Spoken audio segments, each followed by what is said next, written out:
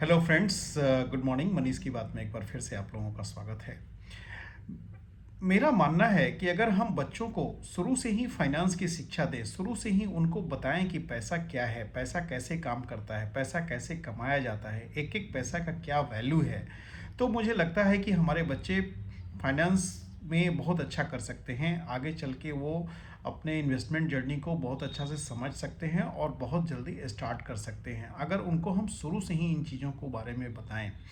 हम घर पे भी बता सकते हैं। जब बच्चे 1 से 3 से 5 साल के होते हैं तो उनको हम नोट पहचानना सिखा सकते हैं कि ये देखो, ये 5 का नोट है, 10 का नोट है, 100 का नोट है, करेंसी क्या है, सिक्का क्या है, इसका क्या मतलब होता है, ये सब चीज़ें उनको हम बता सकते हैं। कार्ड्स के बारे में बता सकते हैं कि कार्ड्स क्या है, डेबिट कार्ड क्या है, क्रेडिट कार्ड क्या है। जब बच्चे 6 से 10 साल के होते हैं तो उनको हम कुछ सामान लाने के लिए भेज सकते हैं, भेजते ही हैं। उनको ये बताएं कि जाके तुम देखो कि कौन सा सामान कहाँ पे सस्ता मिल रहा है। जैसे सब्जी खरीदने हम लोग जाते हैं तो जहाँ पे सस्ती सब्जी मिलती है, अच्छी सब्जी मिलती है, वहाँ से लेते हैं। तो हम बच्चों को सब्जी लेने के लिए भेज सकते हैं कि जाके देखो किस दुकान पे कौन सस्ता दे रहा है। उससे उनको पता चलेगा कि कैसे फाइनेंस काम करता है, कैसे लोग पैसा बनाते हैं, कैसे सामान को बेचा जाता है, पैसे के बदले में सामान मिलता है। ये उनको आइडिया होगा कि हम पैसा लेके जा रहे हैं, उधर से सामान लेके आ रहे हैं।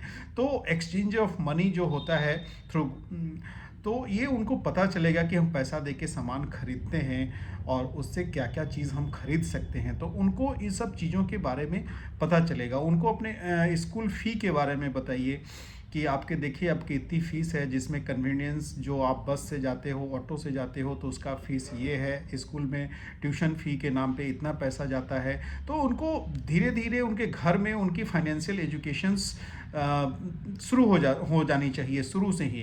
अब स्कूल पे हम सब कुछ नहीं छोड़ सकते कि अब स्कूल क्या क्या चाहिए, तो इस इन सब चीज़ों को स्कूल में टीचर्स को सिखानी चाहिए, लेकिन हम सब कुछ अपने स्कूल पे नहीं छोड़ सकते कि वो सब कुछ करे। 11 से 13 साल के जब बच्चे हो जाते हैं तो उनको हम उनके अकाउंट्स के बारे में बताएं कि देखो, इस सेविंग अकाउंट्स क्या होता है, करंट अकाउंट्स क्या होता है, कैसे पैसा खर्च करने से पहले हर चीज़ के बारे में सोचना चाहिए कि पैसा बचाना पैसा कमाने के बराबर होता है। अगर आप उनको, अगर वो 11 से 13 साल के हो गए हैं या 15 साल के हो गए हैं, तो उनको हम ये बोल सकते हैं कि देखो, अगर आज तुम 100 रुपया बचाते हो, 100 रुपया कहीं इन्वेस्ट करते हो किसी अच्छे म्यूचुअल फंड में, तो अगर वो 20% का रिटर्न देता है तो 30 साल में वो करीब करीब 23 से 24 हज़ार रुपया बन सकता है। तो इस तरीके से कि तुम 100 रुपया नहीं खर्च कर रहे हो, फ्यूचर के 24 हज़ार रुपया खर्च कर रहे हो। एक्चुअली वो 100 रुपया इन्वेस्ट करते हैं किसी अच्छे म्यूचुअल फंड में, अगर वो 20% का रिटर्न देता है और 30 साल का टाइम होराइजन है तो 23,783 रुपया बन जाता है वो 100 रुपया। तो ये सब चीज़ें हम उनको बता सकते हैं कि आप 100 रुपया का ये वैल्यू है, फ्यूचर वैल्यू ये है। और आप 100 रुपया जाते हो और चिप्स और चॉकलेट खरीद के आ जाते हो तो आपको लगता है कि पैसा ऐसे ही हो रहा है, लेकिन अगर इस पैसे को अगर आज तुम इन्वेस्ट करते हो तो ये पैसा का वैल्यू, फ्यूचर वैल्यू ये है। हम उनको घर में भी ये शिक्षा दे सकते हैं।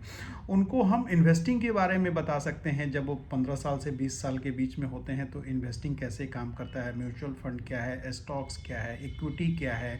तो इन सब चीज़ों को अगर हम उनसे डिस्कशन करेंगे, घर पे बताएंगे कि पैसा कितना इम्पोर्टेंस है हमारे लाइफ में, पैसे से हम क्या क्या कर सकते हैं, पैसा आगे चल के आपके जीवन में क्या क्या इफ़ेक्ट डाल सकता है, तो हमको लगता है कि बच्चे शुरू से ही इन सब चीज़ों के बारे में अवेयर होंगे। गुड लोन क्या है, बैड लोन क्या है, लोन्स को कैसे रीपेमेंट किया जाता है, कि इंटरेस्ट क्या लगता है, तो एफडी का रिटर्न क्या है, म्यूचुअल फंड का रिटर्न क्या है, शेयर मार्केट क्या है, निफ्टी क्या है, सेंसेक्स क्या है। ये सब चीज़ें हम उनको अगर एडल्ट होने से पहले बता दें तो वो सब शायद वो इनका इंटरेस्ट भी बढ़ेगा, और अब इन चीज़ों में इंटरेस्ट लेंगे तो वो समझेंगे थिंग्स को और बहुत अच्छा कर सकते हैं। तो मेरा मानना है कि जानकारी ही बचाव है।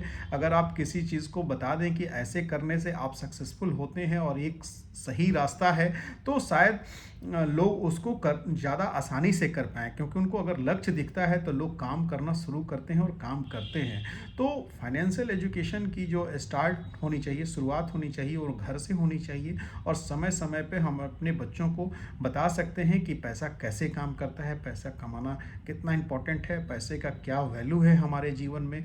पैसा खुदा तो नहीं, पर खुदा से कम भी नहीं। पैसा से हम खुशियाँ तो नहीं खरीद सकते हैं, लेकिन पैसा से हम वो बहुत सारी चीज़ें खरीद सकते हैं जिससे हम खुश हो सकते हैं। तो पैसा का जो महत्व है ना हमारे जीवन में बहुत है। तो मैं आशा करता हूँ कि हम सब मैं तो अपने घर में अपने बच्चों से पैसे के बारे में हमेशा बात करता हूँ, इन्वेस्टमेंट, इक्विटी, म्यूचुअल फंड, उनको हमेशा बताता हूँ कि आप अगर 100 रुपया आज के बचाते हो तो आप 24,000 रुपया फ्यूचर में बनाते हो। उनको म्यूचुअल फंड का ज्ञान, इक्विटी का ज्ञान, हर कुछ देते रहता हूँ टाइम टू टाइम। तो मैं उम्मीद करता हूँ कि आप लोग भी अपने बच्चों से इन सब सारी चीज़ों से डिस्कशन कीजिए, उनको बताइए कि फाइनेंशियल एजुकेशन कितना ज़रूरी है। बहुत ज़रूरी है हमारे समाज में फाइनेंशियल एजुकेशन का, क्योंकि बहुत कम लोग जानते हैं। आज भी वो जानते हैं कि सिर्फ एफडी में ही हम पैसा जमा कर सकते हैं, फिक्स डिपॉजिट और रिकरिंग ही कर सकते हैं, केवल किसान विकास पत्र ही खरीद सकते हैं। आज उनको उससे कोई फ़ायदा नहीं होने वाला है, क्योंकि हमारे जो इन्फ्लेशन है, जो हमारी महंगाई है, वो 6 से 7% रहती है, और एफडी में 6 से 7% का रिटर्न मिलता है। तो हर 12 साल के बाद हमारे जो खर्चे हैं वो डबल हो जाते हैं। तो सोचिए कि अगर 12 साल में एफडी में पैसा डबल भी होता है तो पैसा तो कुछ बढ़ा ही नहीं। आप उस समय उतना ही सामान खरीद सकते हैं उस पैसे से जो आज खरीद रहे हैं, क्योंकि पैसे में तो कोई इंक्रीमेंट हुआ नहीं, क्योंकि पैसा जो हमारा जिस इंस्ट्रूमेंट में हम पैसा लगा रहे हैं वो भी 6 से 7% का दे रहा है रिटर्न, और हमारी महंगाई भी 6 से 7% से बढ़ रही है। तो फिर पैसा आपका एज इट इज़ है, कुछ उसमें ग्रोथ तो हो नहीं रहा है। तो हमको नए नए इन्वेस्टमेंट फंड्स के बारे में डिस्कशन करना पड़ेगा, बताना पड़ेगा कि क्या क्या टूल्स हैं हमारे मार्केट में, हम क्या कर सकते हैं, क्या नहीं कर सकते हैं, क्या हमारे लिए बेनिफिशियल हो सकता है।